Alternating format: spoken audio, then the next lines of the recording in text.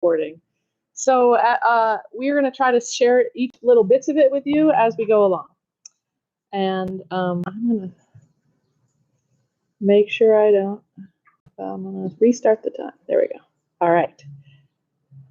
So Hawaii Marine Mammal Consortium is a nonprofit, and we're based on Hawaii Island, and our study area is up there in Kauai Bay. You've just been introduced. Oh, you've just been introduced to our board, and you see them in the photos here: Suzanne Yin, Susan Rickards, Chris Gabriele, Adam Frankel, in reverse alphabetical order, just to be fair to Yin. And what we do is research, education, and conservation. And why do we do that? Well, a part of our mission statement says that what we want to do is promote knowledge and education about marine mammals and the marine environment to help the island communities value, understand, and protect Hawaii's marine life. And really, we all met in graduate school and at the University of Hawaii, more or less. Yin was working with the University of Hawaii. We fell in love with the Big Island. We were already in love with whales and the ocean. And so that's kind of where our passions came from. Adam is a person whose passion is humpback whale song, and he's also a genius with numbers and acoustics. So that's his superpower in our group. Susan is an amazing person who knows so much about so many things, an amazing educator. She works at Parker School. And Yin is probably a world-renowned observer and species identifier of marine mammals, and she's worked all over the world identifying marine mammals. So we have a lot of strengths, but none of us is our day job. As for myself, I work in Alaska at Glacier Bay National Park, and I lead a humpback whale monitoring program and do acoustics there as well. So really, this work that we do here is our way of giving back. All of us in the room, and maybe many who are our virtual guests online, we have the privilege of visiting Hawaii Island, but we're really guests of not only the Hawaiian people, but also the natural environment. And I feel like it's very important for all of us to try to keep our footprint as small as possible and find a way to give back. So that's kind of the spirit in which I wrote my section of the talk. So our beginnings were in the late 1990s when we actually we put in a proposal for this building, what we should do at the gateway of the Natural Energy Lab. Over the 5 years after that, it kind of morphed into the four of us wanting to do marine mammals in the Kauai area. And so where did we make our important decisions? At the Kona Inn, if you might recognize the background there. And Yoon wasn't there for that meeting, but she signed on immediately. And this was us so pleased that we got our first grant in, I think, 2003 for the Listen to the Whales program. And we had these sauna buoys that we put in. So that's kind of our beginnings. But we can't do all this work alone. And we have a very, this slide was very difficult to make, but these are the folks out of the many people who have helped us in many ways, who have been there for us thick and thin, throughout the entire time period.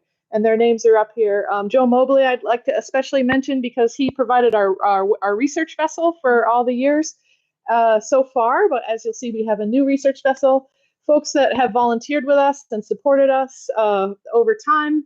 And then, of course, on the right, we have the spouse component. So my husband, Paul Berry, he stepped up and learned how to do shore observation note-taking, especially during the pandemic when no one else could do it. And I think he kind of likes it. I don't know, you could ask him. Billy Rickards, Susan's husband, and Margaret Parker, who's also here with us, Adam's wife. And so we really couldn't do it without all this ohana, as well as the greater ohana out there that are not on the slide. So I thought it would be important to define our terms. How long is 20 years? Well, it's long enough for Susan to raise some really amazing children, two of them. Both of them participated in the research, for whether they liked it or not, from a very, very young age. I love some of these photos. The ones in the middle with Yin, and that's her daughter Mele with the headphones on. And you've never seen, she might be one of the youngest people in the world to have her mind blown by humpback whale song. Which she was even younger when she first heard it, and her eyes were like so big. And then she kept her habit up. That's that little photo of her in the middle. And they came to Shore Station with us a lot. Sometimes I think there might have been bribery involved, perhaps candy and that kind of thing. And Noah is Susan's son, and he's there growing up with us as we were all growing up, I guess. And these days, they actually grew into roles where they actually really were actively participating in the research. They know the protocol as well as we do. They correct us when we're not doing it right.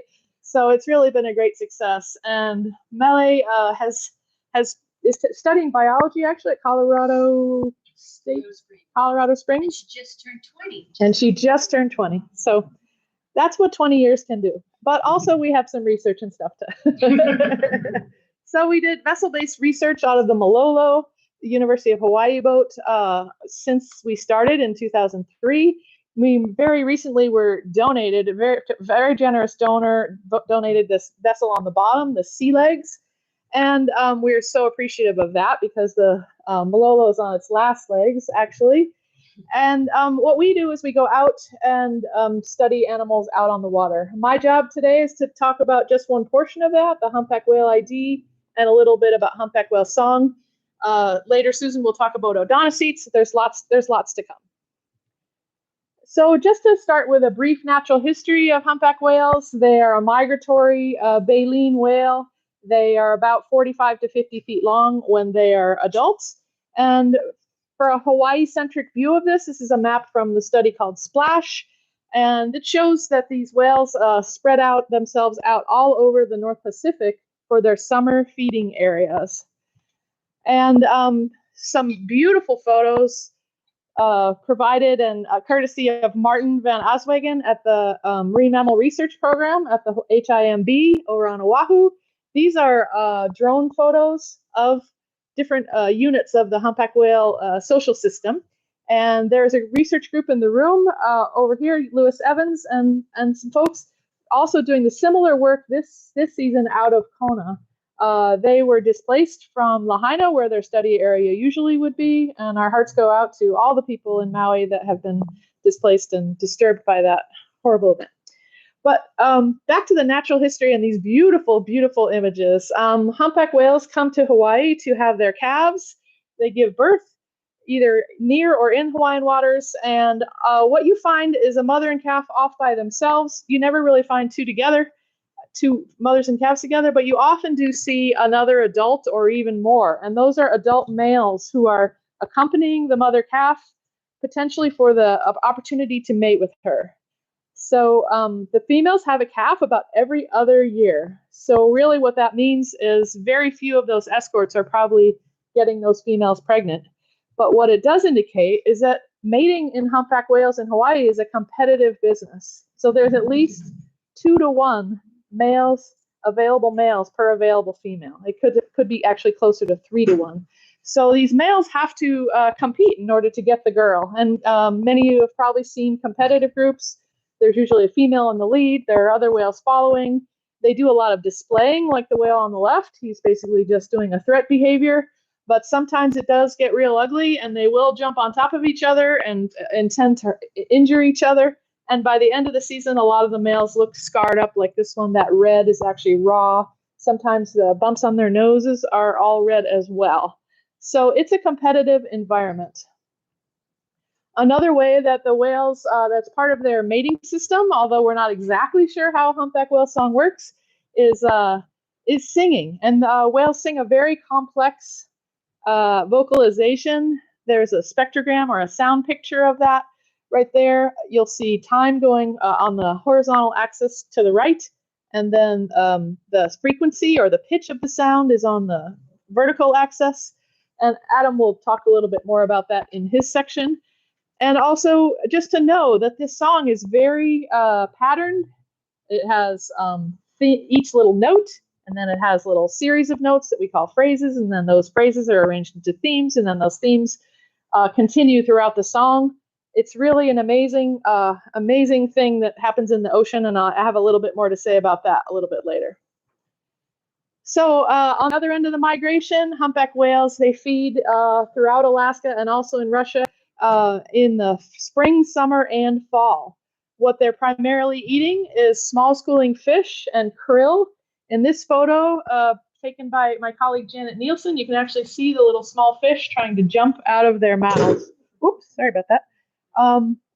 And so that's kind of in a nutshell. How do we know all this? Well, one of the main breakthroughs was pioneered in Glacier Bay area, is called fluke identification. And each whale, the markings on each whale's tail are like a fingerprint, so you can follow them over distance and over time because these markings are stable. So you can see the variety that we have. And we actually thought they were so beautiful that we made a poster of our best ones and suitable for framing. And we do have those for sale in the back if anybody is interested. And just one thing I wanted to mention, we wanted folks to hold their questions till the end, but we're going to give away a free sticker to anybody who asks a question. Bribery does work. So this thing is also a puzzle because there's more than one picture of a couple of different whales on there. And the other great breakthrough about fluke matching occurred recently when Ted Cheeseman and others invented a citizen science thing called happywhale.com. And they basically use machine learning to automate that fluke matching process. And so what that means is that if you have a whale fluke photo, I saw someone up here had a whale fluke photo, you can submit that to Happy Whale. And then put your name in and everything, and you can actually follow that whale. You can say, tell me anytime anyone sees this whale. And so it's really an amazing thing. It's really revolutionized whale research, and it allows me to track some of my favorite whales, and you can too. This is a female that I know from Alaska, and she was sighted just recently in Hawaii. I think it was near Maui. And also whale 352, who I know well. He was born in 1984. He's an old male. So it's just really amazing that you can almost track these whales in real time because of Happy Whale. It's really super. And it's an amazing research tool. So we put our entire fluke collection into Happy Whale, and I guess that was 2,700 photos. And these are the migratory destinations of those whales. And really, it would have been impossible for us to share our fluke catalogs with all those collaborators without this system. So it's really just been a game changer for us. And it makes possible a lot of things, including a really new paper that just is in press today. It got accepted today in the Royal Society for Open Science. So if you use that QR code, watch that space. The paper is not there yet because it's just in press, but that's where you can find it. And essentially what it has is a new basin-wide humpback whale population estimate for the North Pacific. And what it shows, as you can tell by the title, is that reveals a shift from recovery from whaling in the early days to climate response. In other words, there was a big dip after the marine heat wave, and Adam will tell you a little bit more about that. And the whales are trying to come back from that. And one thing that was noted was that Hawaii actually had a decrease higher than the North Pacific at large. Over 30% was the decline that was in Hawaii in particular. And HMMC is also part of a collaboration led by the Pacific Whale Foundation to dig deeper into the Hawaii population trajectory. So that'll be coming out in a year or two, I think. And so we just signed an MOU with those folks. So yes. So that's Happy Whale. To completely change topics, we are expecting a return visit by some really great colleagues of ours to study humpback whale song. And by that, I mean Annie Lewandowski and Katie Payne, who's a rock star famous whale biologist. She and her husband, Roger Payne, were responsible for the Songs of the Humpback Whale record album that came out in 1970. Many of you in the room may be young enough that you don't even know what a record album is. It's this round thing, and it comes with a needle, and you put it on the phonograph. And it went multi-platinum, so it was a big deal, and is credited by some for having started the Save the Whales movement. And anyway, so what they did was they came out with us in 2019, recorded a lot of whale song, and Annie is a musician as well. Katie's a biologist as well as a musician, and Annie created this multimedia display of song where all the different themes were color-coded in different colors, so it would light up for each theme. When that theme would come, it would turn purple, and then it would turn green. And if you use this QR code, you can go to a place where you can actually see that visualization. So that was our first outing with these folks, and now they're have another grant from the Cornell Atkinson Center for a project that we called Saved by the Whales. And we're taking a different spin on this. So the research team is Katie and Annie as well. Alia Payne will be here as a documentarian, actually, to film her grandmother. You know, she's heard all her grandma's stories. Now she wants to put them on the, out, and hear them firsthand and see her grandmother in the field. And I just think that's so wonderful. And then also Michelle Fournay, who's a bioacoustician at the University of New Hampshire that I've worked with in Alaska.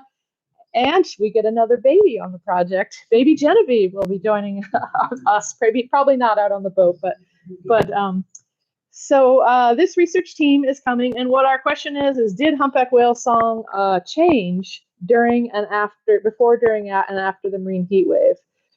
If you think about how you would sing or talk or do anything, like if you're hungry and tired and not really feeling well, we kind of wanted to see whether you could actually detect that in this vocalization that is the most important, breeding display that these whales have. And so that's our mission. We're looking at different things about the song, the note diversity, as well as the duration and the tempo before, during, and after.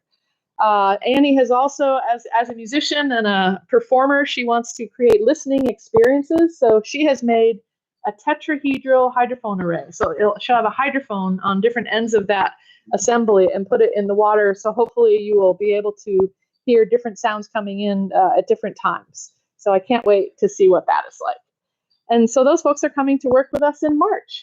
And that is the end of my portion of this talk. Thanks for your attention. I'd like to introduce Adam Frankel. He'll take you to the next step.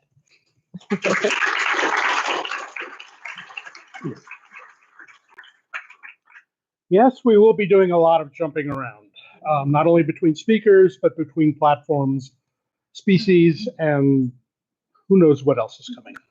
I forget. So what I want to do is start to talk about, well, I will start with talking about our shore-based work, which has been going on since our very first beginnings. We have been working at this particular piece of lovely Hawaiian soil since 1985, when I was a young graduate student, and it continues to be used. We started using it for the first year in 85. In 1988, as part of the UH program, one of the research students or graduate students named Dave Helweg started doing sampling studies for that year, and we're including his data here. We've picked up his scan sampling methodology and continued it throughout since 2001, and hopefully we will be beginning our next data collection effort tomorrow morning. And the QR code is up there. This will reference to the paper that reports all the findings I'll be describing here. So again, I was talking about spending 20, 25, 30 plus years on the Hill looking at whales, which is not a bad way to grow up. Again, we've been doing this for a long, long time, and this sort of documents what it looks like when we're collecting a scan sample. And essentially what it is a rigorized version of a whale count. The citizen science whale counts, they get as many people who show up that particular day, and they count the whales, and that's great. But because they will have different numbers of people at each station, at different days, the weather is different, it makes it more difficult to analyze those data. We have continued using the methodology where we count them one observer at a time, and that observer, he or she, has to see the whale before it counts in our count.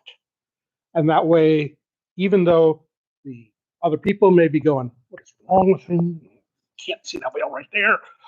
I haven't seen it. It doesn't count until I see it, hopefully.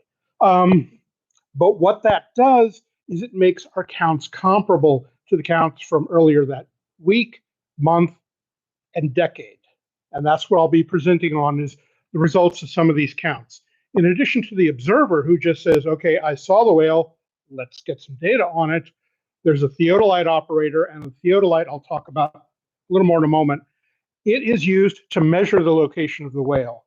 So our whale counts are our measure of whale abundance, and we use the the positions of the animals to try to look at the distribution of animals.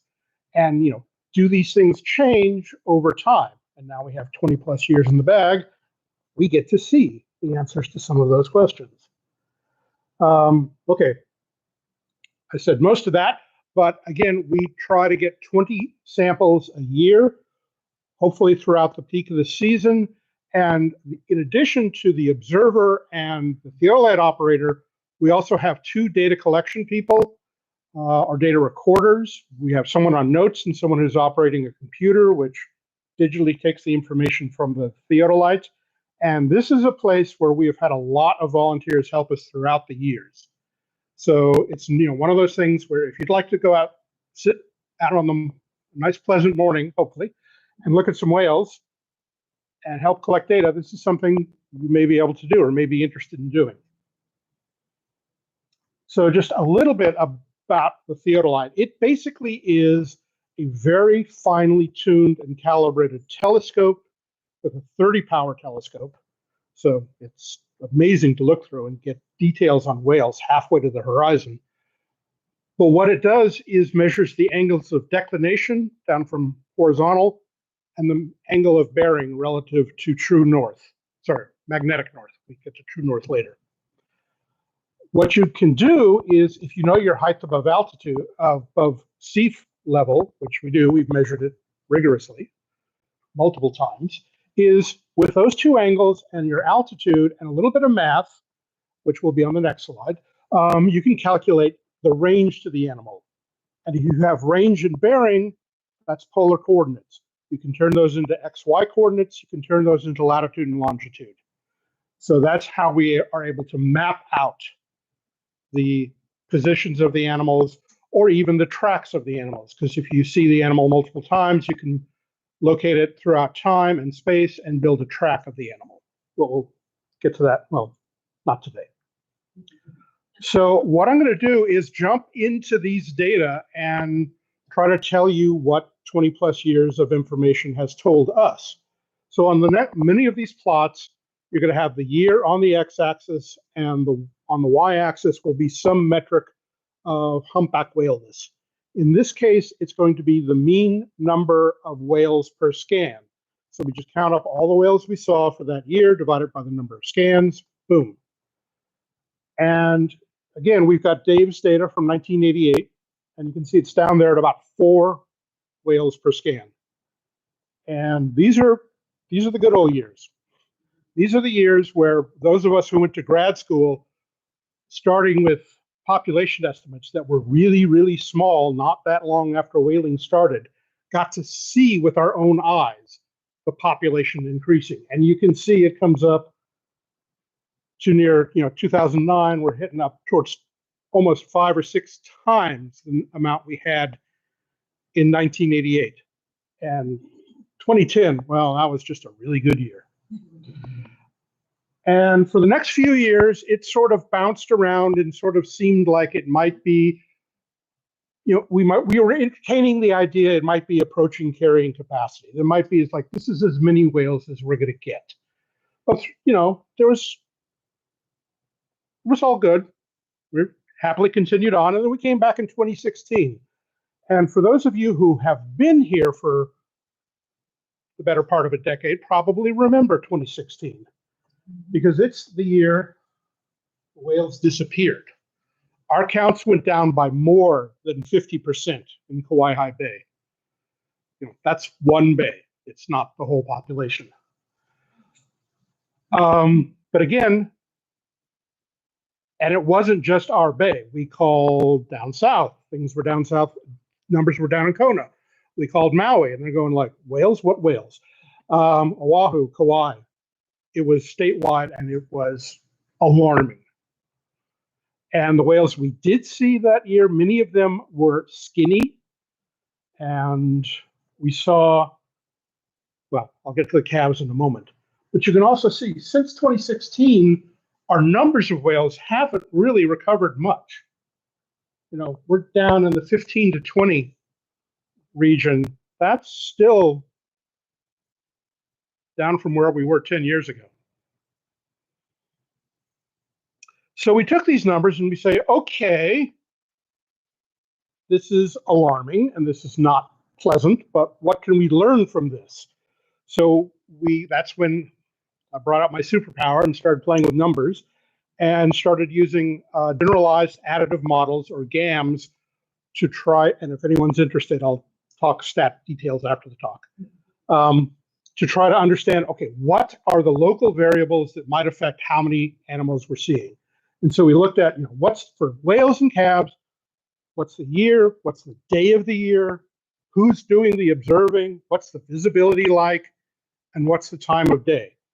And plugged those in and ran the models, and basically these came out and these said, okay, for whales, these factors explain some of what you're seeing, and for calves, because there aren't as many calves, we only got year as a strong predictor of what we're going to see. And the next trick is,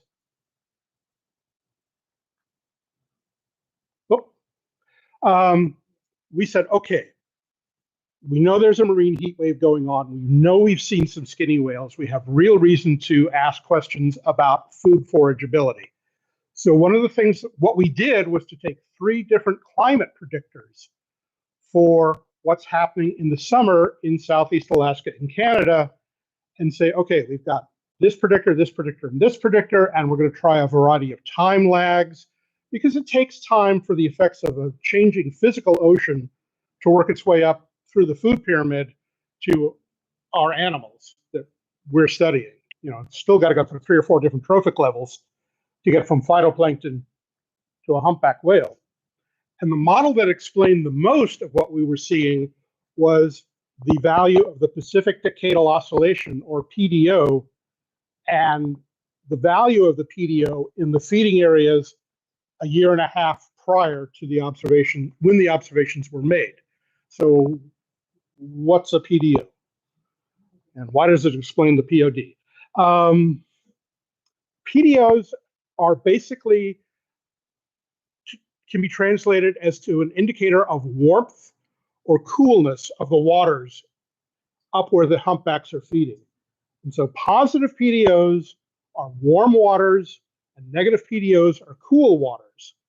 Now, anyone who's gone diving here has probably experienced a thermocline, a gentle one at about 10 meters. There's a much stronger one down a little bit lower, about 100 meters. But when the water is cool on top and cool on the bottom, water from the bottom can come up to the surface, and it brings a lot of nutrients with it up into the photic layer. And when the top layer of water is warm, that really strengthens the thermocline and blocks a lot of those nutrients from coming up, which cuts down on how many plants can grow, which cuts down on how many krill can grow, which cuts down on how many fish can grow, which cuts down on how much humpbacks can eat. So that's why water temperature in Alaska matters, beyond having to wear a wetsuit. Okay, having all these data up here, I went ahead and said, well, we think we have seen changes in the timing of the season. And so literally this week I went and said, okay, for each of our years, let's pull out the day on which in each year we had the peak number of pods or the peak number of whales. And let's see how that changes over time. And you can see a very clear, strong trend downward towards earlier days, like day 40, which is like February 10th or 15th. And I was supposed to change these to real dates, but I forgot. Sorry. So we've gone from, sometime in March to early February. So one of the things that we're noticing as the oceans are changing is the timing of when humpbacks are here are changing. Is this a climate response? I do not know, but I wouldn't bet against it. And this, it opens up the avenue to try to ask that question again with the power of statistics and oceanography. And lastly, I want to come back to the calves because, again, since '88, we've been counting and describing how many pods and what their composition is. The birth rate here is plotted, and it's just the total number of calves seen in a scan divided by the total number of whales. And really, from the late '80s through 2010, it really didn't change much from about 6%. It was really constant, and that's a really nice thing to see in a mammal. In 2016, we saw one calf the entire season from the shore, 0 from the boat. And since then, at least the line's going in the right direction. But again, it's only now just getting back up to where it was. It will be interesting to see where it goes in the next 5 years. I'm actually predicting it's going to go maybe, it may get a little higher because I suspect that we may have lost a lot of whales, and part of that slope may be animals on the growth part of the population curve. And with that, I'm going to gradually move into the world of acoustics. And how on earth do you do that? From talking about standing on the hill, sweating, and counting whales. The secret, my friends, is that what we are trying to do with the counts is get a measure of how many whales are out there. What you can do with acoustics is get a measure of how many whales are out there. Again, this is a spectrogram, like Chris said, with time on the y-axis, x-axis, frequency on the y. This is a minute of song. You're probably used to seeing pictures like this. This is 20 minutes of song. This is a day in Kauai Bay. This is a month in Kauai Bay. And especially in this one, you can see the diurnal pattern really clearly. And what we have done is gone ahead and, I'm sorry, the frequency scale is incorrect on this. It's, for any acousticians in the audience, it's not a linear scale. But clearly, here's where the humpback whale acoustic energy is living. And so what we have done for our first attempt is to say, okay, how much energy is in, say, from 100 hertz to a kilohertz? And we call that the in-band power. How much sound is in that particular band of frequency? And then try to plot that acoustic metric against the visual metric. And here's the dirty part of science, folks. It doesn't always work on the first try. Because this is not an informative relationship. But trust us, we're not giving up. This is only one season of data. We've got more data. We're going to try different bands.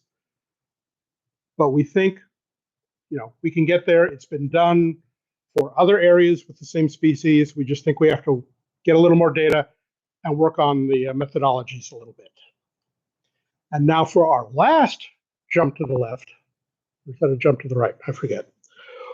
We're going to go from humpback whales to melon-headed whales. And again, the QR code will take you to a paper that we published on what I'm about to talk about. We spent a lot of time in the boat. We're back in the boat now. And occasionally, on very nice days, we'll be able to get off far enough offshore to see things like this and record them. And I don't know if this is going to work.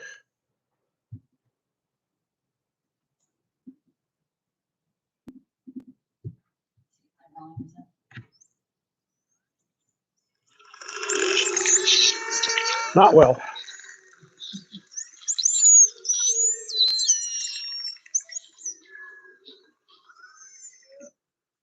One more time for effect.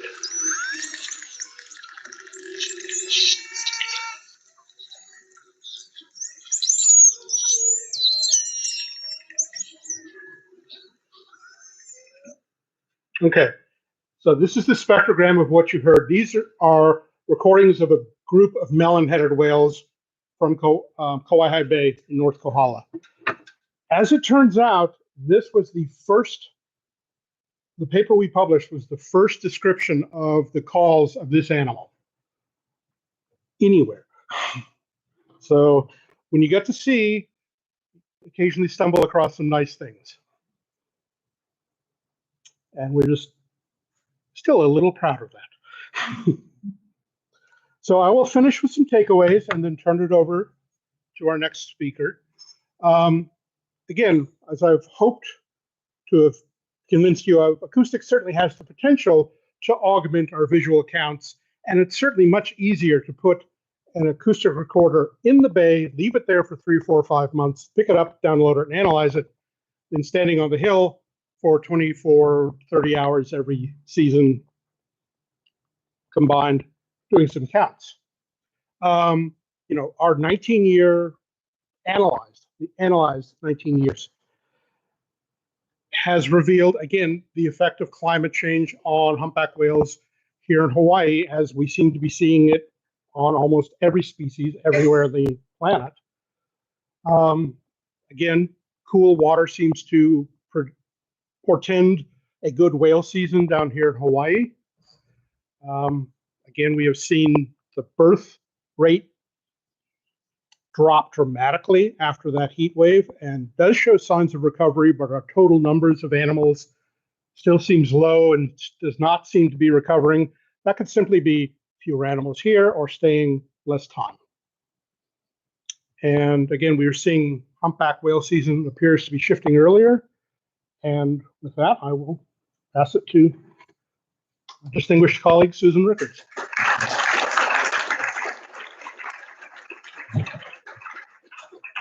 Thanks, Adam. Thanks, everyone. Thanks for inviting us. Thanks for letting us share today. Thanks for coming. Again, the things we're talking about, they're separate. We're all involved in all of it, except for maybe Numbers Guy does have a little numbers bias. So I'm going to just cover some of the other things we work on. Can everybody hear me in the back okay? Okay, great. Awesome. I don't know if that means happy or loud or cater. As Adam mentioned, melon-headed whales are out there, and we take advantage of any of the cetacean or whale or dolphin species that we come across. Yin's going to speak about our non-mammal work with the sharks in Pelikani Bay off of Pu'ukohola Heiau, because we did start photo identification with those animals, and we have a photo identification catalog. So the pigmentation patterns that we use that Chris talked about with the humpback whales are very useful. On the sharks as well. It's when you find a species where those patterns last their lifetime. We'll also use scars. With dolphins, we're typically using nicks on the trailing edge of the dorsal and maybe the front. So photo identification is used in many, many species, marine species, terrestrial species, and you've probably heard of it before. So when we're out there, anything we find is valuable because oftentimes there's never been a recording or new sightings of species that are out there. There's nearshore. This represents marine mammals of Hawaii, but there's more. They're not all on there. There's an updated poster that has sei whales and Longman's beak whales. The monk seal is the only non-cetacean in this group, but there's about 25. As far as odontocetes, those are the toothed cetaceans, non-baleen whales. The most common we probably see is the spinner dolphins, and that's probably the case for you as well. Bottlenose dolphins, these are not necessarily in order because it really depends on where you are along the coast. You might see different things off Honokahau or up north near Kalaihai where we work. Spotted dolphins, again, many of these are probably familiar to you. Melon-headed whales is what Adam was talking about, and he showed you the spectrogram of those. The short-fin pilot whales, these are not necessarily to scale, although I tried to resize them. And the false killer whales are Pseudorca that you see out there. So those are just the most common. Again, photo identification of the dorsal fin is the most common and reliable method for the odontocete work that we and many other researchers are doing. And I just can't emphasize enough, and we've all mentioned it so far, that the importance and the other speaker today about collaboration and cooperation and being a scientist that wants to share data and wants to work together. And there's many organizations that we work in collaboration with. So we're taking photographs and sharing them with who has maybe the catalog that we all contribute to. Happy Whale would be for humpback whales. And I'll talk about a couple organizations. Some of you probably recognize what's going on here. This spinner dolphin has been bitten by a cookie cutter shark, Acistes brasiliensis. It also has leading edge notches. Maybe that was an anthropogenic impact. Maybe it was entangled at one point. But though they do really well, they heal really well from these wounds, and they'll often leave a scar. So that can help you identify an animal. Scarring on the dorsal and the body is used in most of the species that we're looking at. Photo identification, photographs in general can be really useful in many ways. They can tell you more than just identifying. You can see this is a female that is ideable. She has a very small notch, and she has an older calf. The calf has a remora on its ventral side, and she has a cookie cutter bite, or at least an attempt. Maybe it's not that bad, but that you want to take all that information in. So there's social interactions you can get with photography as well as your eyes. So we use all that data. Species identification when you're out there a lot becomes easier, but it's not always easy. It's nice to have you in there. But I'm going to go through a few photos and then I'll show you what the species is, so you can just guess in your brain what species you're looking at. These are all taken off Kauai. So these were bottlenose dolphins. You guys probably recognize this guy if you've been out on the water a lot. Appropriately named spotted dolphins. Probably most familiar with these fellows. Who's seen a spinner dolphin before? Right, okay, good. So spinner dolphins, and there is a large catalog from all along our coast. And Adam talked about these guys earlier. You can see the full body shot. They're more dolphin size, kind of resemble the Paul's killer whale. So these are melon-headed whales. And there's many species that we have photographs, and I'm not going to include them all. These are just examples of highly marked melon-headed whales. You see this guy in the bottom right, probably a cookie cutter bite that went through the dorsal fin. Again, they heal really well, but these will last. You have to keep in mind, even with the machine learning, that you're probably not going to lose any scars or notches, but you might get more in your lifetime. So back in the day, we've all done it. We had to match these visually. And now you use AI, but oftentimes it comes down to someone looking at a human looking at the photographs, which probably find many cases when people are using AI, you want to look it over. A human's eye confirming what you may or may not be seeing is very, very useful. I talked about collaboration. Our spinner dolphin photos are contributed to Marie Chapla with Pacific Island Fisheries Science Center, part of NOAA. These pictures here are from Robin Baird's work, Cascadia Research Collective. We will help him out. We're also involved with their organization. We give him our photos of Pseudorca and many of the other odontocetes, and we just keep in connection. And it's not just scientists, it's people, members of the community. We've talked about our volunteerism, but the fishermen, the people that are out there on the eco tours, they have our number. We talk to them on the radio. We help each other, and we keep an eye out because we all want to protect the marine environment. So there's a lot of that collaboration. Speaking of threats and keeping our eye out, we're out on the water a lot. So we are members. HMMC is a member of the Large Whale Disentanglement Network, which has been going on for decades now. And so I'll give you at the end hotlines and numbers to call in case anything like this is setting. These are both up Kauai High in our history, 2005, 2006, spinner dolphin and a humpback whale. The network takes this information and they motivate and they get people out on the water. And oftentimes it's the tour people or the fishermen or other researchers that are keeping with the whale until the experts can get out there. And what this is Yin and Chris tracking a whale that we had tagged the day before, because sometimes you're with the whale and the sun's going down and you don't want to lose it. So we'll attach a buoy with telemetry device, a radio transmitter, a satellite transmitter, so that we can find the whale the next day. So here we are trying to find that whale the next day so that the crew from Oahu or whatever experts exist on the island can come in and do the disentanglement, take the buoy off. They keep the gear, and research goes into finding where did this gear come from? How can we ameliorate this issue that is going on? So we're getting data from the whales themselves. I just attended a disentanglement training in October, where you're learning to do the actual disentanglement, and we all have different levels of experience helping out. But we'll do whatever is needed, and I cannot emphasize enough that you shouldn't do it if you're not trained and you don't. It's just not safe at all. If you see an entangled whale, report it.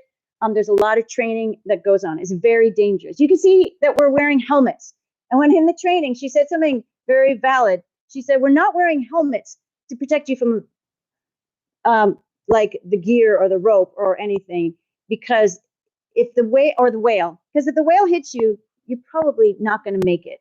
The helmet doesn't protect you from the whale. It helps you from each other and all the gear, but you don't want the whale to hit you. So we take our time, we stay back, we do it the safest way possible for the whale and ourselves. It's extraordinarily dangerous. Some of the data that has come out of this is very valuable. The red lines represent gear that has been taken off of whales and where it came from. And in the red case, it came from Southeast Alaska Adery. So most of the entangled whales have carried this gear down from Southeast Alaska, from their feeding grounds, crab pots and so forth. And they swam the whole way, the 3,000 miles here. The two white are the only examples that we had available of whales carrying gear up north. And again, sometimes they get back to the fishermen that lost the gear, and they can get that kind of data and then educate people and try to improve how people are doing their fishing to avoid these situations. I'm sorry for all the depressing pictures. This was a dolphin that was spotted, again, out of Kauai High in 2005, January. We immediately got the permitting necessary and the permission. We have permission to approach whales and do the research that we do, but we needed to get, because of the Marine Mammal Protection Act, the Endangered Species Act with some species, to approach the dolphin. So we tried our best to get close enough to cut the line. Eventually, on February 3rd, when we resighted the animal searching for it, it didn't have the line anymore. Interestingly, we didn't know how that happened. It wasn't us. Next time we saw the animal, you can see what looks to be a shark bite. So it was attractive. It was attacked likely by a shark, ironically, that cut the line. Seems like a happy story. Sadly, we never resighted this animal after this incident. In most cases, a dolphin could survive that. I worked for 2 years up Piahimanu, Midway Atoll in Papahanaumokuakea, the northwestern Hawaiian Islands, heading up the spinner dolphin research there. And these photographs are from there. So even way up there, you see animals. Not necessarily human impact, but they do just fine. Most of the time, they can heal from not having a dorsal fin in this context. At Midway, there was a lot, and now especially, there's a huge project trying to collect the marine debris that's out there. It's threatening more than just the cetacean species. So this is a picture that I took when I was up on Midway. When we're out on our vessel, we're collecting a lot of gear. This is a spinner dolphin in Piahimanu, Midway Atoll, that we discovered, and I had to get permission again to try to approach it. It was fully swimming. It just had its mouth shut, couldn't eat. You can see it's pretty skinny if you recognize a typical spinner dolphin.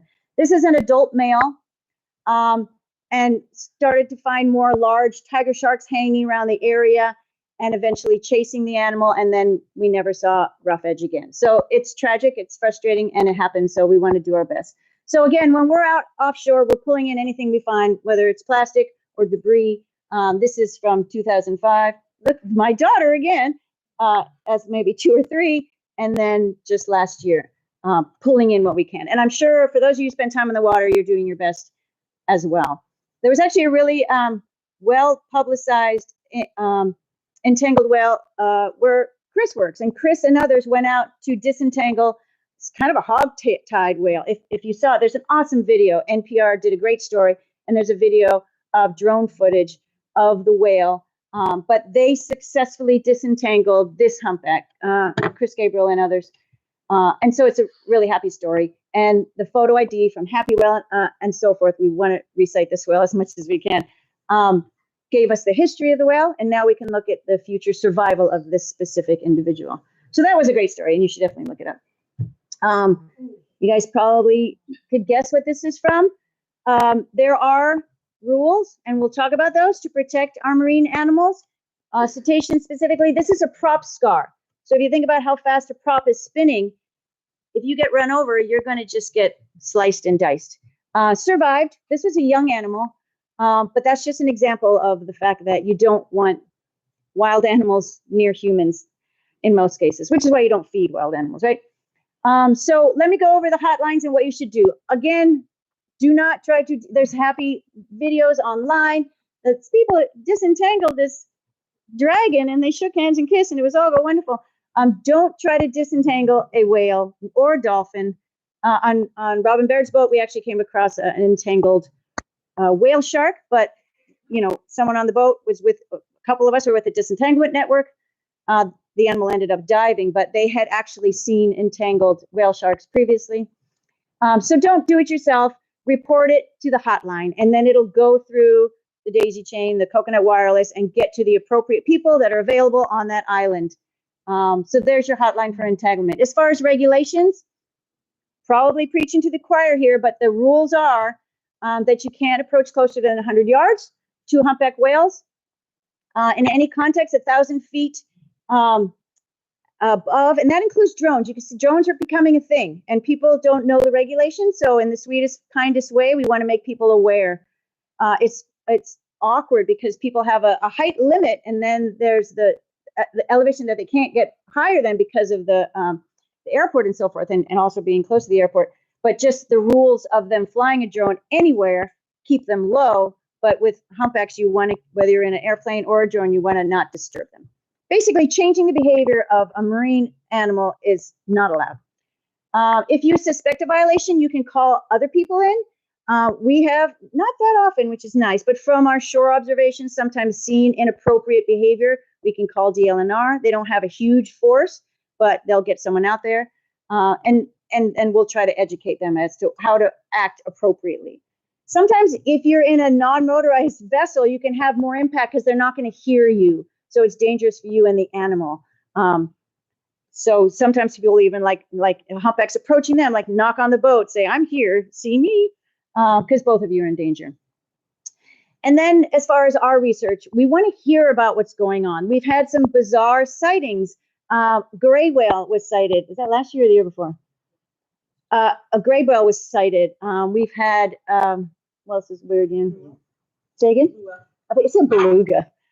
Blue whale.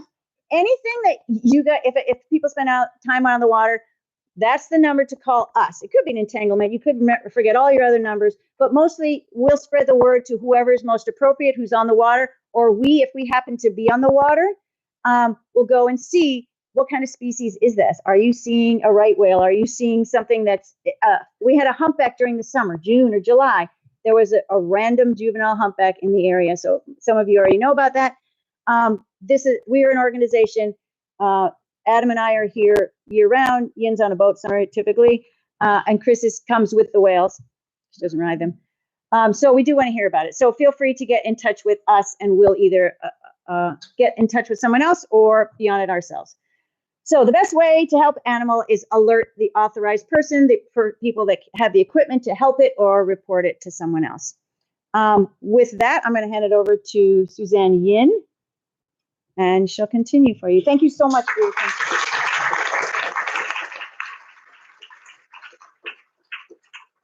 Ooh. Hi. Okay, I can't read my notes, so we're just going to wing this. It'll be fine. So my name is Suzanne Yin. Oh, because they don't exist. They do somewhere, though. My name is Suzanne Yin. Thank you very much for coming out. Thank you for the people that are here and the people who are listening online. It's really a pleasure to come and talk to you about our work. I'm only here for a few months out of the year, and the rest of the time I am off island with my paying real job, which is as a marine mammal observer on various vessels. Oh, I see. Oh, there you go. Your notes. You were looking at my lap. Anyway, so I spend my time somewhere else. And we are very good about the nonprofit. We have no money. We fund everything ourselves. And so then we need our jobs where we come back for the next year. I'm going to talk to you guys about our work with sharks, these blacktip reef sharks. And so we do our work from shore. Pelicani Bay, so just below the Pu'ukohola near Kauai High. And we've partnered with the park, and we've created a shoreside exhibit as well as this shark pamphlet. The sharks that we see, ready? Here we go. Are these blacktip reef sharks, which is a different species than blacktip sharks. So if you're going to try and do literature review, make sure you're looking up the right shark. They have these individual patterns of black and white, and there as individuals' fingerprints, we can identify them. And so we talked about photo identification earlier. The problem with these sharks, though, is that the left and right sides are asymmetrical, so you really need to get both sides of the shark, otherwise you might not know who it is. And so we often, these sharks are swimming just like that with their fins out of the water. We can sit on shore and take photos with very long telephoto lenses. So yeah, this is one place where interested members of the public, the general community, students can come and help us. We sent that clipboard around. If you want to get the clipboard back and write down your contact info and maybe keyword shark, we can try and have you come out and help us do that, where you can help us collect data or keep track of sharks.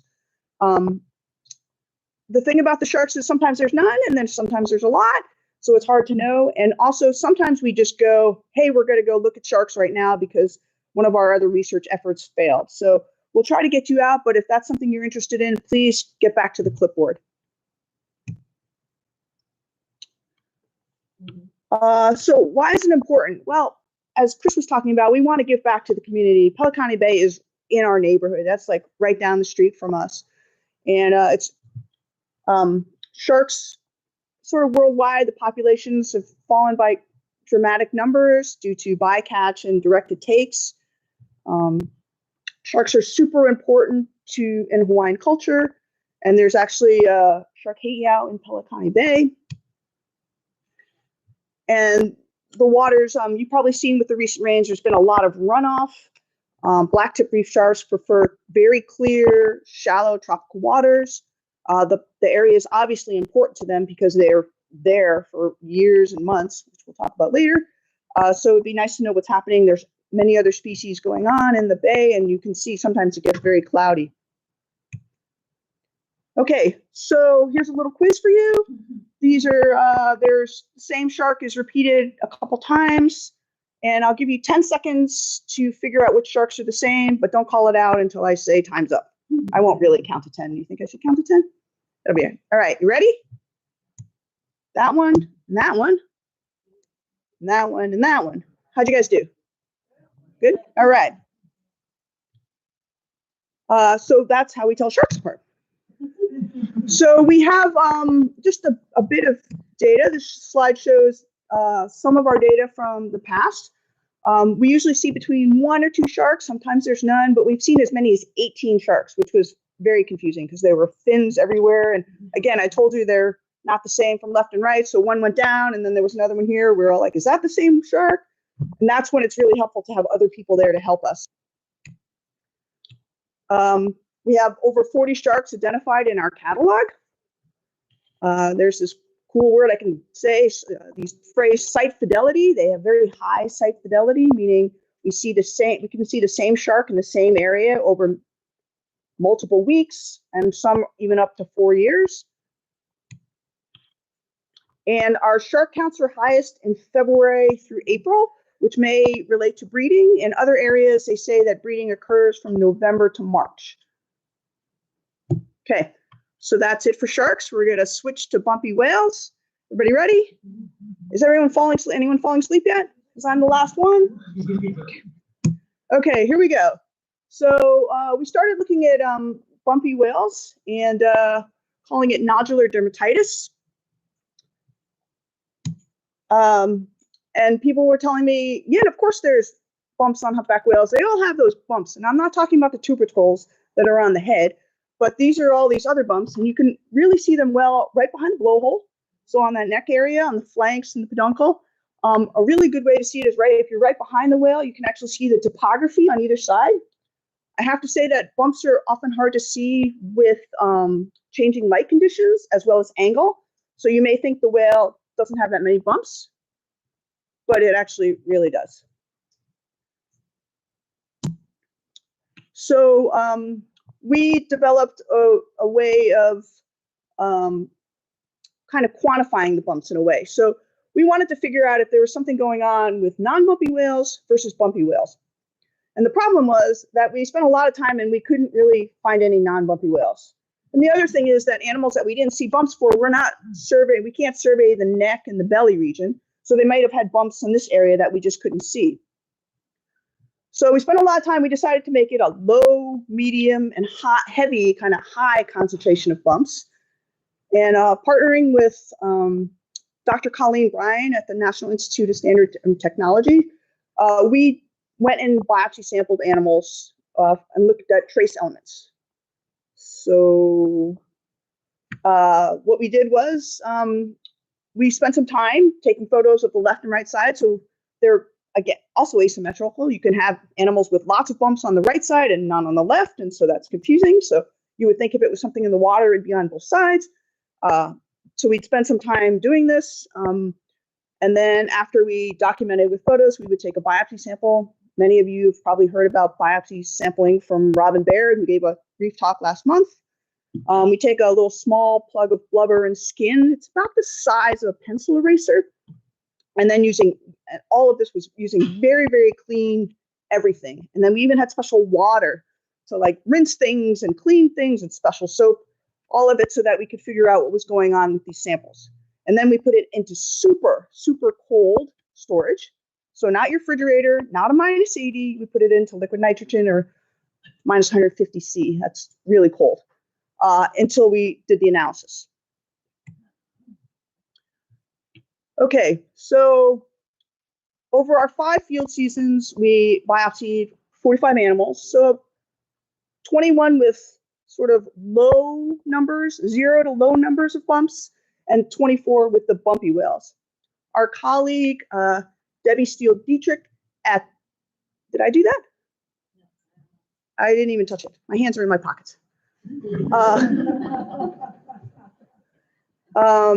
She took a little piece of each sample and determined the sex. I think there was a problem with one of the samples, which is why those numbers don't add up.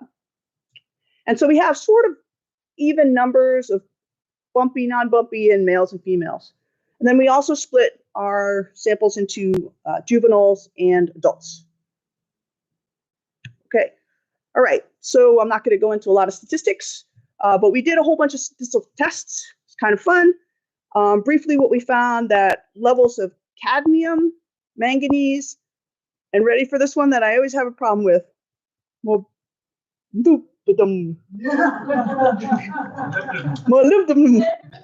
I've been listening to it all day on Google, which is on the next slide, are much higher in bumpy whales and non-bumpy whales. And then I'll show you the next slide. If you're wondering, the CDC says cadmium is bad. It's a cancer-causing thing, so that's not a good thing. Oh, I see what happened. It skipped the slide. All right, that's fine. So what happened was we're talking about trace elements, and there's 2 kinds of trace elements. There's kind of the good ones, and there's kind of the bad ones. And trace elements are things that we can't manufacture ourselves. It's like we have to take supplements for them. Organisms need to get it from somewhere else, from the environment, from their food. And then there are other trace elements that are bad, which, depending on the concentrations, can be toxic. And so those would be things like lead, right? Lead, mercury, those are things we don't want in our system. And for the most part, those bioaccumulate, meaning as you can't get rid of them. So as you get older, you keep taking, let's say I eat a lot of ahi. I might get a lot of mercury, and there's no way really for me to get rid of that. And that's what we're looking at. And so here we're looking at concentrations of that one that I'm having a problem with, and zinc. And so you can see that the statistical tests, those P numbers on the bottom, that just means that there's a really statistically significant difference between those concentrations of what we see in bumpy whales versus normal, less bumpy whales. Okay. We also separated by age class, and as this is looking at selenium and mercury, and selenium is a good one that they need. Mercury is a bad one that we don't want. And you will see that juveniles have less than adults, which you would expect, right? Because you bioaccumulate as you get older. But these concentrations are way lower than you would get in odontocetes and toothed animals that are eating higher in the trophic level, right? They're eating fish that are bioaccumulating. So something like a psittacea might be eating ahi and mahi, and those are eating smaller fish, and they would have higher levels of these trace elements. Okay, so our sample sizes aren't huge, but we're we're feeling pretty good about it. We'd like to do some more work. And what do we have next? Well, we're looking for funding. We put a grant proposal in with Dr. Christy West at HIMB, and we got turned down, which was very disappointing. And so we're trying to do work where we do both biopsying and breath samples from the same animals to be able to look at two different venues, two different avenues to get samples to compare contaminant levels as well as pathogen presence between bumpy and non-bumpy, or normal and bumpy whales. Okay, so I want to thank you to all our collaborators over the years. You really make our work happen, and we couldn't do it without you. Thanks for everyone for listening. And does anyone have any questions for any of the four speakers?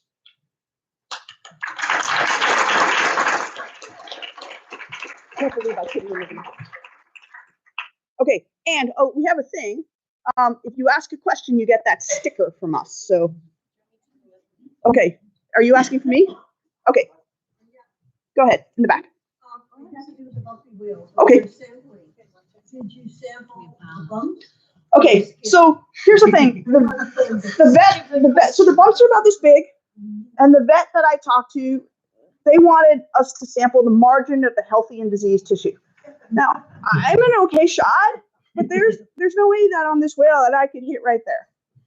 And so we did get one on a very heavily marked animal that we got a bump, and that had a lot of.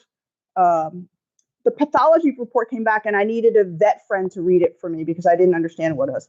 But it had a lot of eosinophils, which are some kind of allergic reaction. But I don't know if that's for everybody. His bumps look a little bit different. He was very covered. It just looks really uncomfortable and itchy. We do see animals with bumps year from year. Like Chris will see maybe the same whale in Alaska that we've seen here. So it's not killing them outright. They don't seem to go away. Like if we see an animal with bumps, it's not like the next year we see them, it doesn't have bumps. So I don't know if it's causing them like reproductive success issues or what, but it looks really uncomfortable, and for some it looks really itchy. Okay. Do you notice that they accumulate more bumps over time, or is it more stable?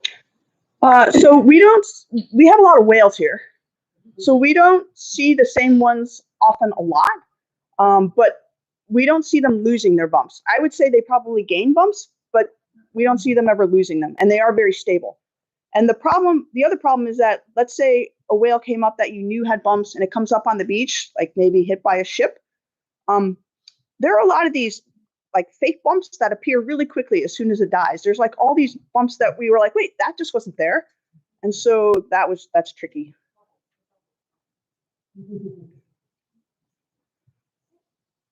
Go ahead, sir. So my question involves acoustics. Okay. So with the microphones you're using, how far away can you hear a whale and still discern its song of that whale? We don't have exact numbers, but when we were doing passive acoustic localization with sparse arrays, we were getting ranges out to about 15 kilometers. It really depends, of course, upon what the ambient noise level is. So on a quiet day, you'll be able to hear longer than you can hear on a noisy, windy day. But I'd say 20 kilometers is a reasonable number for detection ability. That's relatively localized, not 50 miles away. No. These animals probably have source levels in the range of 172 to 178 dB, 1 micropascal broadband.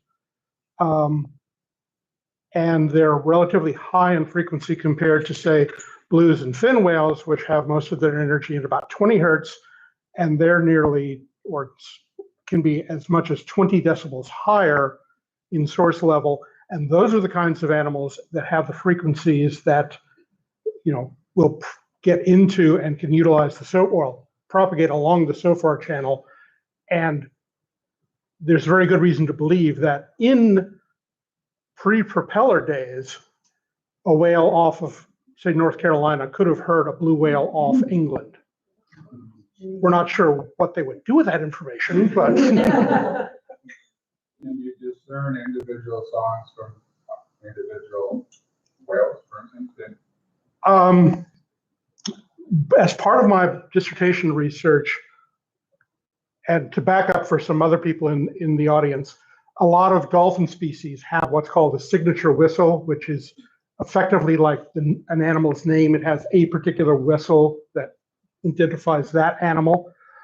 What we were able to do with the sparse array is we were able to track animals for hours at a time. And so I was able to get, say, at least 4 songs from a whale, and then 4 songs from this other whale over here, and then the next day and the next day. And I was able to collect 10 song sequences of at least 4 songs within a 2-week period. And what I did was looking at the unit structure, the very fine duration and spectral characteristics of that particular several notes or units within the song, was looking at the variability within animals versus the variability between animals. And it was very clear that the variation between animals was far, far, far greater than the variability within animals. Because humpback whale song is evolving and changing in structure, probably within a 5-year period, every combination that we hear in today's song will be gone, and it will have been replaced by a different combination. So that signature whistle idea doesn't apply at all to humpback whales because they're constantly changing their signals. What there's a very real possibility is that there may be components of the song which actually reflect back on the body condition and the body health of the animal. The poster child for this are the red deer in terrestrial systems, where when the red deer are mating, they throw their head back and they roar, and the lower the frequency, the larger the animal, because it's simply the resonance track is so long, and you can't fake that. You know, you can't make your resonance track longer than it is. And when you look at female preferences, they prefer males with lower calls. And in fact, the males with lower calls do have a higher reproductive success. That's a lovely example of what's called an honest advertisement. Don't have enough of those. So it may be that since humpback whales are basically land mammals that have gone back into the ocean, as all marine mammals are, and they produce sounds between their lungs and vocal folds and a distal sac, that there is real reason to think that there may be characteristics of song that truly do reflect the size of the animal. So I don't think it's individual specific. I don't think that's going to be out there waiting for us, but I think there may be information in the song and in their vocalizations that tell us something about the size and the fitness of that animal. That is still in the range of theory. It has not been proven. At what point in their life cycle did they start singing? In other words, the juveniles sing?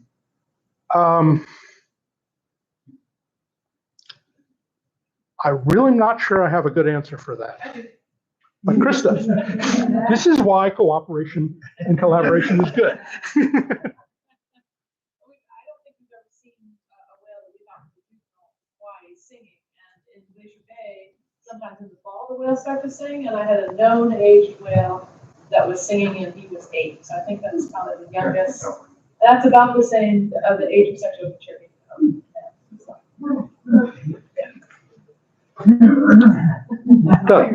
We've got two questions for you. No, you only get one.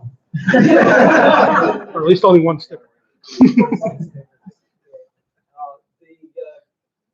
visual you showed of the whale song with the daily peak on it, what time of day was that peak?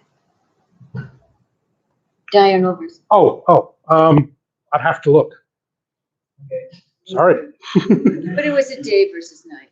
Since I didn't get a good answer, I'm gonna ask my second. Well, how about this? I will look and get back to you. The crash in the population in Hawaii, Alaska, after the marine heat wave, there's the question of, well, did the whales die or did they go somewhere else? I would think that question's been answered now from the happy whale data, so we know how many of those whales are still in the population. So you do have an idea of how much of that decrease was the whales just leaving the area for a while and how much was due to the die-off. Chris is your lead. I got that one.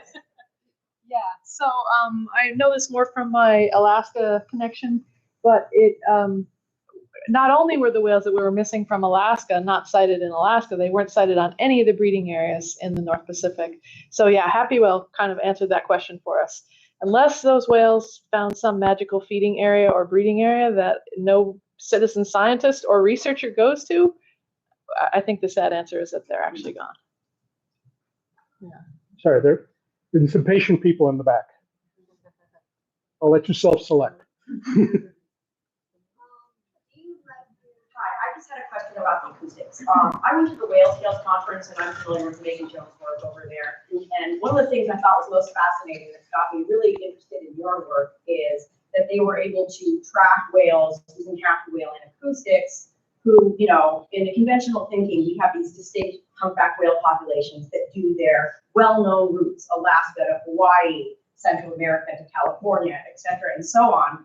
And my understanding is they published last year now a paper showing that these whales that we always figured come down to Hawaii and go back up to Alaska were actually coming to Hawaii and then heading over to Mexico and then coming back and then heading up.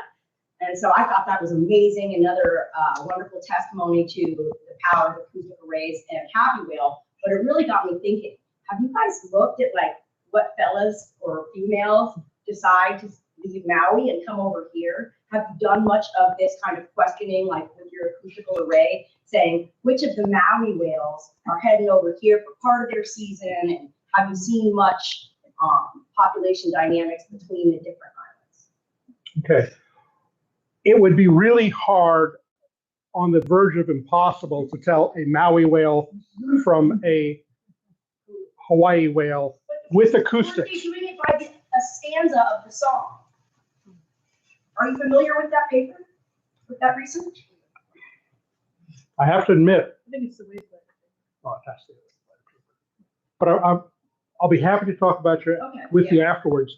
But I don't know that on such a fine level you really get regional dialects. I don't think that they're necessarily going to change what they're singing because they go to Kona or Maui. I don't remember exactly what the details were, but they were definitely sure it was the same whale, and they were doing it by their song, and it went from Mexico back to Hawaii. Okay. So, I would like to know if that was an aberrant whale or not, because there are some aberrants. No, And I don't think so. We'll talk about it. I don't have a good answer for you. Sorry, I'll admit it. Happy whale wise, there are very few whales that have been sighted same season, Mexico and Hawaii. So while that wave glider paper, they launched a wave glider, the liquid. Right, that's what I'm talking about. Yeah.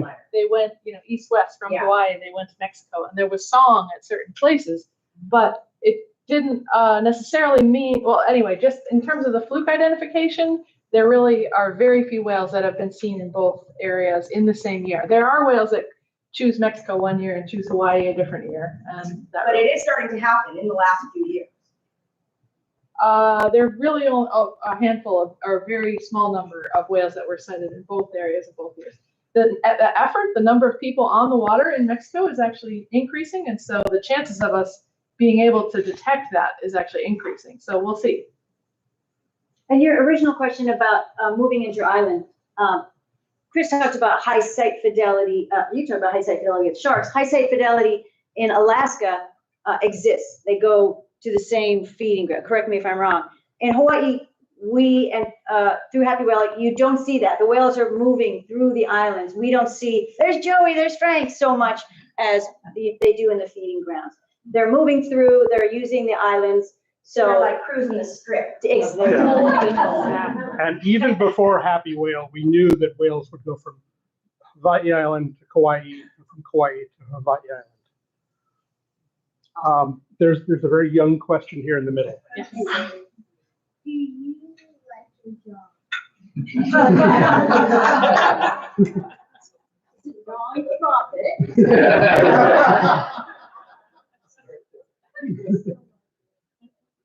like this so much they don't pay me to do it.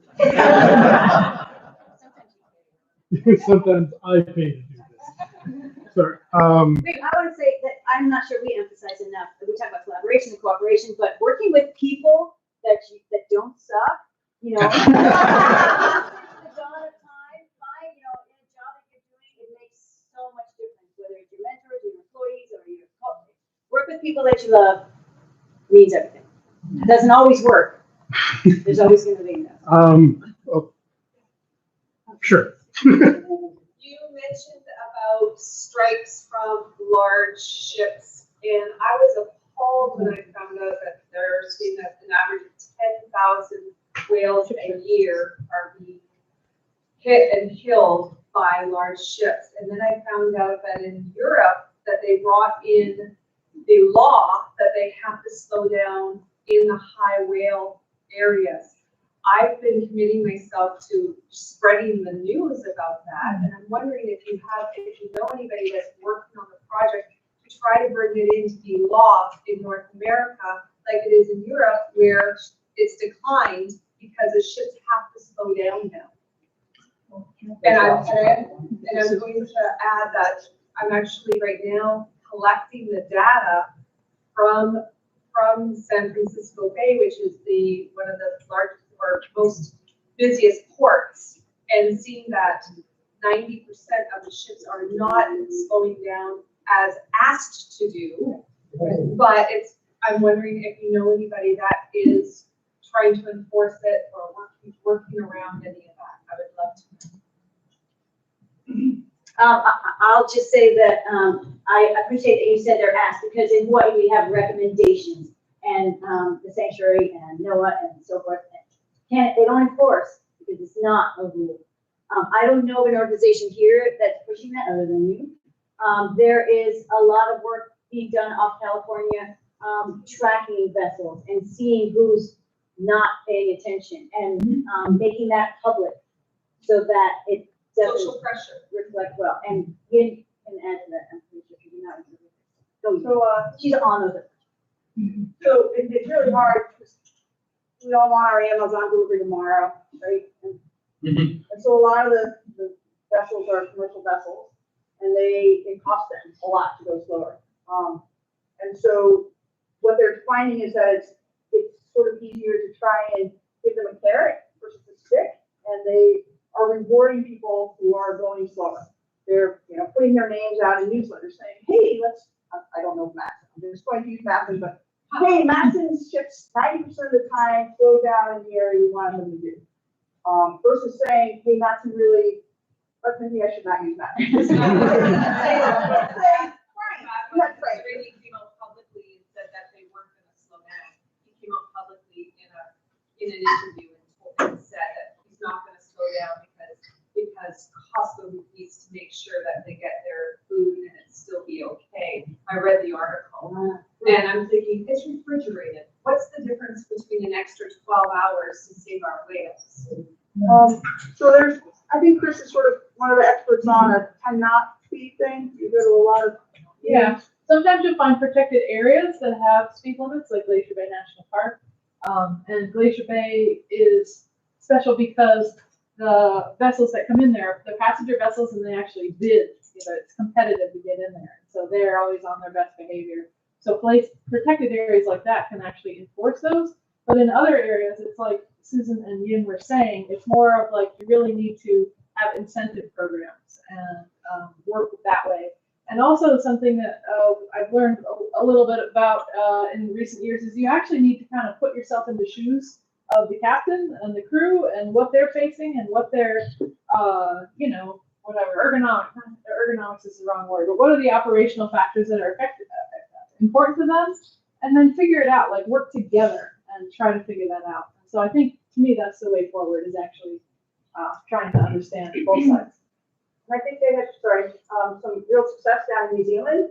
A woman named Rochelle Constantine worked with the industry and was able to have ships slow down and move based on their population of British out there. And she actually got an award. She's a rock star person that we know quite well. But she was instrumental in having those ships slow down for British whales. Can you tell me the name? Her name is Rochelle Constantine. And I'd like to add one more thing, and then we have many other people who would like to ask questions. On the East Coast, they also have, outside of Boston, they also have acoustic buoys that will detect when they hear right whales, and then they will send out an alert to let ships in the area know that there are right whales around. So this is another technique that can be used to alert people that there are whales in the area. There's been a very patient gentleman in the back of the blue shirt, and then Kate. It's on, it's a live question. I have a far less interesting question than anybody else. A few charts ago, when you were showing the selenium and mercury, I think, levels, and the selenium level had a really low p-value, or a really strong p-value, I think. And I was just curious how there is so much confidence in that p-value with such a low data set. And I don't know if that's something you're. I always figured the old answer. The analysis was done by the colleague Scott Ryan, but she has worked with a number of other statisticians and people in the lab. Where's the selenium? It's the second. Yeah, Yeah, that was the one. Selenium. No, selenium and mercury.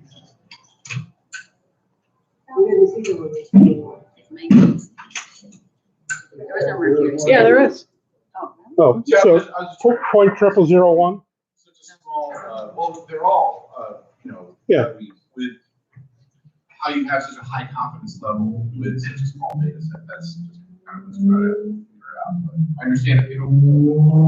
Well, I didn't do the analysis, but what has to be happening is that there's very low variability about the means within, or very low variability in the shape of the distribution around the means between the bumpy and the control.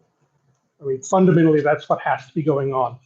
Since I didn't do the analysis, I can't give you any better answer than that. That's fair. Thank you. Okay, I have a Kurt from Santa Barbara. I don't know if you know who that is or not. He's got two questions. So, have you encountered any humpback stranding in 20 years on the Big Island? Question one. And has there been a significant variation in the complexity in the song from year to year over the past 20 years? In other words, has the song changed more some years versus others? Question two. Okay, so I think we have seen a dead humpback whale, but as you know, the Hawaiian Islands are a pretty small area, and often it's pretty rocky. There have been whales, they tow them offshore often, so I've never seen a stranding of a humpback whale on the land. That's what he means. But again, there's pretty inaccessible areas on the Big Island, on the Hawaiian Islands. And then the song one, do you want to? Sure. Thanks, Kurt. Certainly, the rate of song evolution can change from year to year. This is not something that I've studied, but certainly we know that in other populations, it's variable from year to year. That's the best answer I can give you. And that's part of the character of what we're trying to do with the Cornell group, is look at that variability between years relative to the marine heat wave.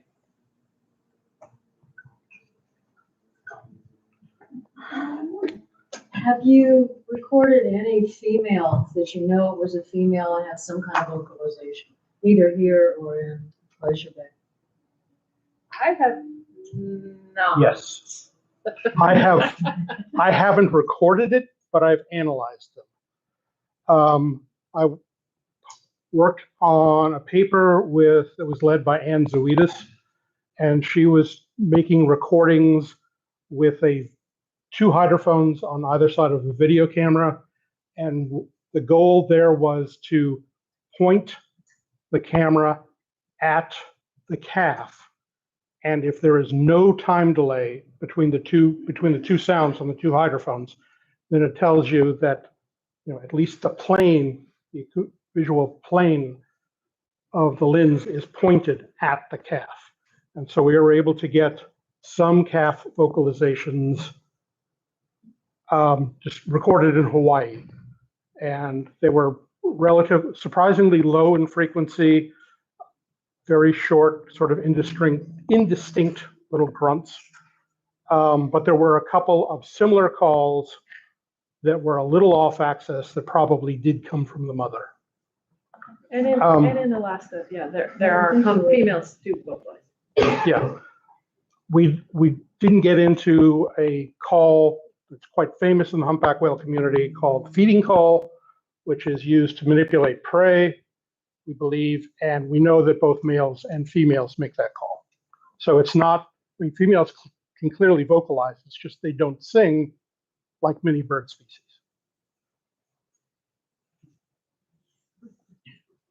Do the whales ever repeat themselves? Like, you tell a story on the boat, and then like 5 years go by, and you go, remember that time? 5 years later, they tell the same story again.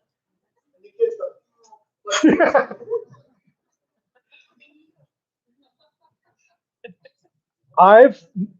I've know of no evidence of them recreating a theme that's been lost.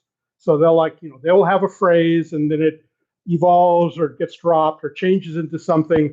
There's never been a report of that particular phrase reappearing. The individual units of sound are pretty much like their vocabulary. There's and they do up sweeps, they do down sweeps, they do moans. It's all sort of variations on those basic building blocks. But in terms of the exact composition of a song phrase or a song theme, I've never heard of that being recreated once it's been lost. so it's like live TV, once it's gone, it's gone. Yeah, but I mean, with enough time and an infinite number of whales, eventually they've got to do it. We all heard about Moon, who made it from British Columbia with the broken back. Has anybody cited her? Like that was last year. The humpback. Has anybody cited her or Not that I know of?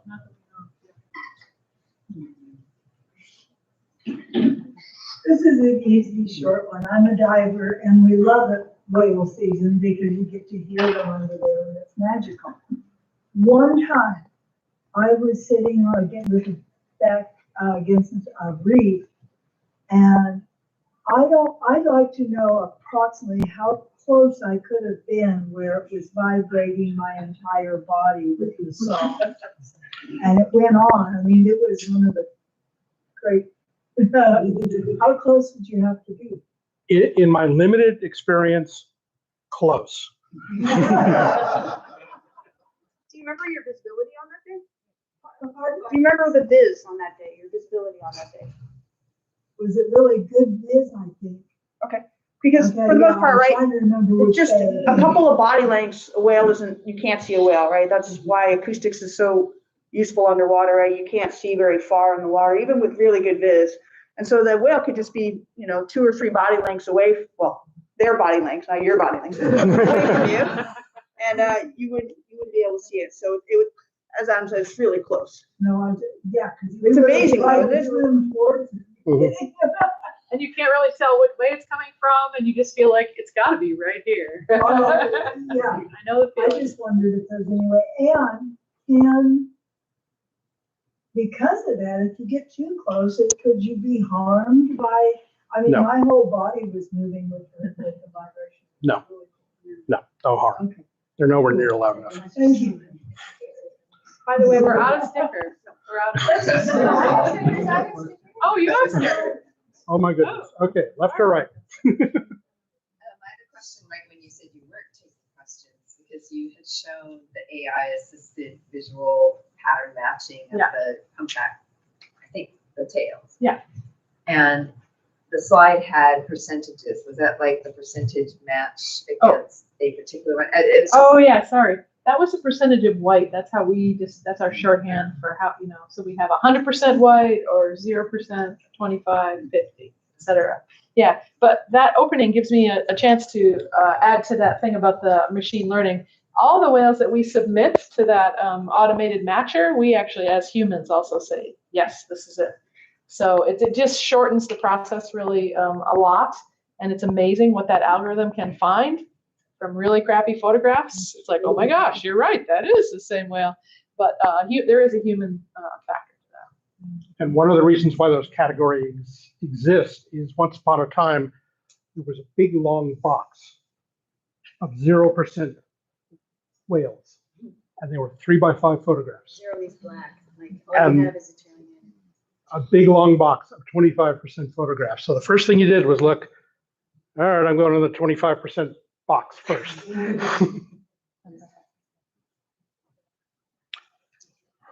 go do somebody else. In the back. You behind him, sir. I'm curious about the map when you talk about how many satellites are there along the coast? Doing whale work? How many satellites are set for doing the mapping of where the location is? I don't know of any other group that's using one. In the past, some of the spinner dolphin folks have used one down at Kealakekua Bay to track spinner dolphin movements in the bay. Well, that's not something you're doing regularly for whales. Well, it's a standard research technique for tracking whales from shore, but not every group is interested in doing research that way.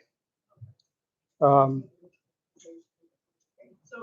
it's not like you got whale counters and then each have No. In terms of distributed whale counters, all we've got is the citizen science groups.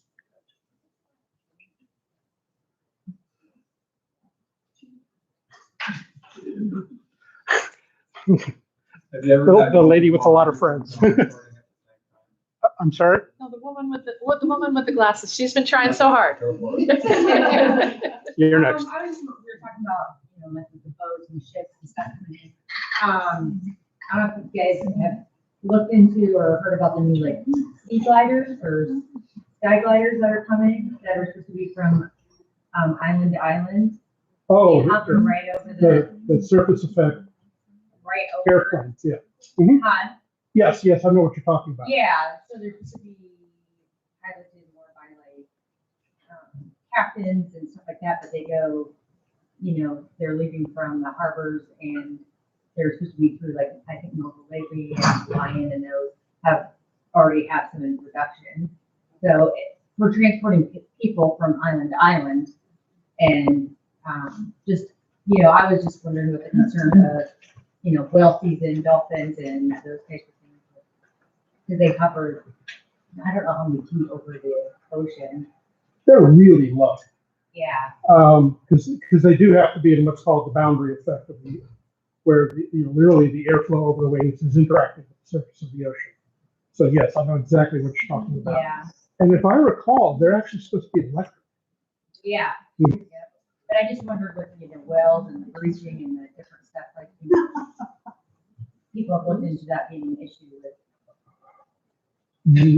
Nobody's looked into that I'm aware of. I can tell you, in terms of noise in the water, that because of the different density of air and water, that the acoustic footprint of those things in the water is going to be very, very small. So there's going to be very insonified area below each one of those aircraft is going to be very, very, very small. The chances of one of them, anything's possible, but with a limited number of airplanes, the chances of them hitting a breaching whale isn't zero, but I wouldn't think twice about getting one. And I'm kind of excited about it because of the prospect of low carbon footprint travel. Yeah.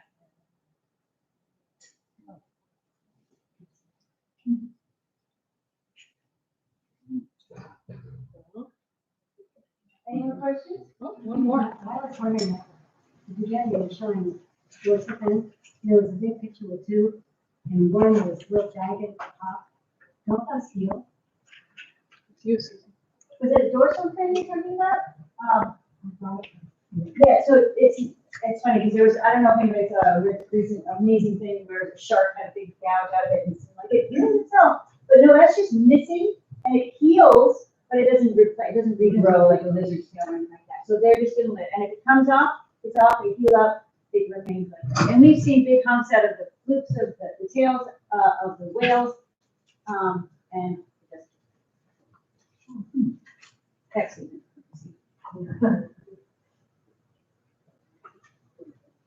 Okay, well, I think we have handed out our stickers and answered. Are there any more questions? Thank you so much. Thank you so much again. And thank you everybody for being here.